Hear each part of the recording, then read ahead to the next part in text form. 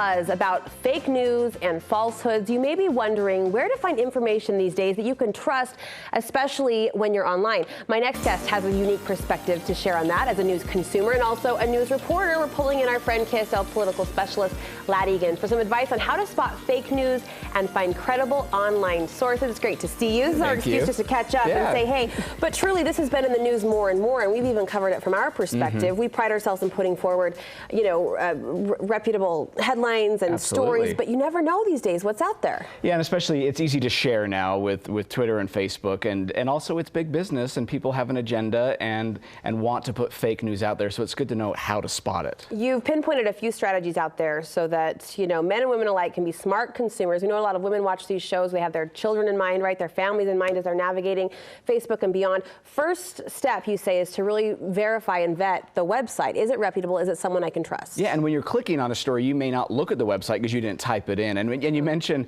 our kids, studies have shown that teenagers have a hard time spotting what's real online, so it's good to let them know. A website is key. Look for anything weird after the .com, maybe a .co, something that doesn't look right. And just go back and maybe re-Google whatever the website is and see if something different pops up, and that could help out. And you also caution, make sure you're seeing this headline in more than one place, so you're kind of doing an advanced search to make sure it's out there. Yeah, because someone could be breaking a story, so you might just want to wait a little bit and see if someone else has it as well. But also, if you just Google something and it's nowhere else, that's a good hint that to be suspicious of it. A large part of this issue, obviously, bubbled up during the election season, but it was those headlines we saw that were so grabby and so sensational that it almost begs you to click, and that's a good place to be mindful as well. Yeah, the headline, because lots of people comment just based off the headline. Totally, they absolutely. don't even bother to read the story. So if you get into the story and the names are kind of made up absurd people giving quotes, you can just see that it isn't a real story. So read beyond the headline, at least a few paragraphs in, to see what's what with the story. About a month ago, I had a very smart, intelligent, I will say, family member email me and say, I didn't know so-and-so had passed away, and sent this article. Oh.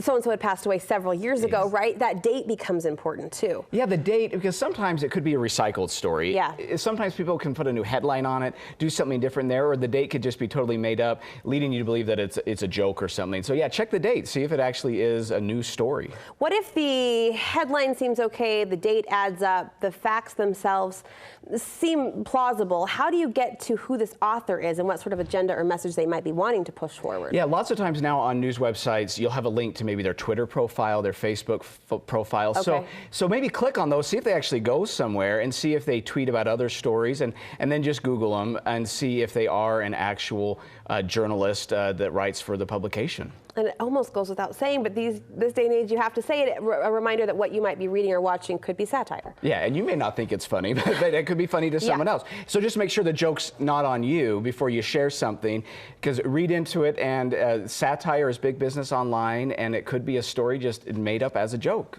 It's a different level of homework, isn't it? Oh, it is, yeah. For sure. And again, teaching your kids to know those steps and take those steps as well. Well, good information. Thank you so much. And before we let you go, we're kind of bugging you in the middle of your busy season. Thanks for making time. Legislative session kicking up. You're going to spend a lot of time on Capitol Hill. That's right. With a lot of moms and, their families in mind who are watching. Any issues we should be aware of? Just day 3 of the session, already we're seeing that education is going to be a big deal, trying to get more money for education. A group called Our Schools Now has said that if lawmakers don't act, they're going to put it before voters to raise the income tax rate and put that money toward education.